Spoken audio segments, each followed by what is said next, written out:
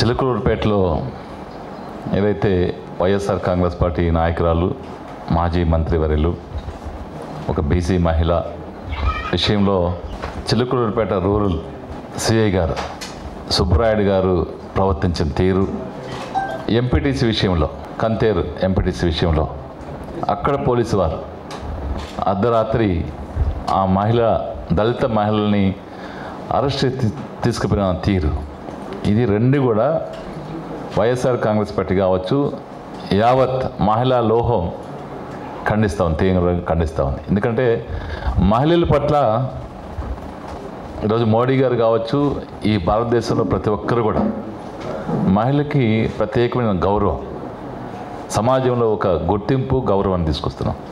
ఇలాంటి మహిళల పట్ల వాళ్ళు ప్రవర్తించిన తీరు హేయమైన చర్యగా భావిస్తూ ఉన్నాం.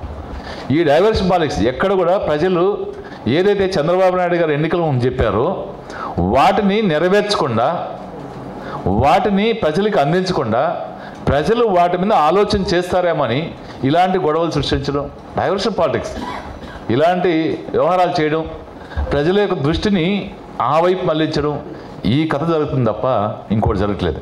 కక్ష సాధింపు చర్యలే జరుగుతూ ఉన్నాయి. వైఎస్ఆర్ కాంగ్రెస్ పార్టీ వాళ్ళ మీద సోషల్ మీడియాలో ఇష్ట ప్రకారం చెప్తారు. అరికట్టండి, పాలన సాగించండి, లా అండ్ ఆర్డర్ని మీరు అమలు చేయండి, ఎక్కడన్నా ఇబ్బందులు జరుగుతుంటే మీరు అడ్డుపడండి, మేము కాదనం. ఇష్టానుసారం మీ నాయకుల మెప్పు కొరకు మీరు చేసే కార్యక్రమాలు రేపొద్దున మీరు మూల్యం చెల్లించుకోవాల్సింది చూస్తూ ఉన్నారు. మీరు ఖచ్చితంగా మూల్యం చెల్లించుకోవాల్సిన సమయం వస్తుంది. మీరే అధికారంలో ఉండరు, అది గమనించాలి. ఏదైతే బేసరతుగా మరి ఏదైతే ఈ సిఐ గారు, ఈ పోలీసు వారు చేశారో ఆ తప్పుని సరిదిద్దుకోవాల్సిన అవసరం ఉంది. నాయకులైన చంద్రబాబు నాయుడు గారు కావచ్చు, ఆయనైతే పవన్ కళ్యాణ్ గారు ఎక్కడ పోయారో మహిళలంటే గౌరవము ఏదేదో మాట్లాడారు. ఈరోజు నోరు మెదపట్లేదు ఆయన.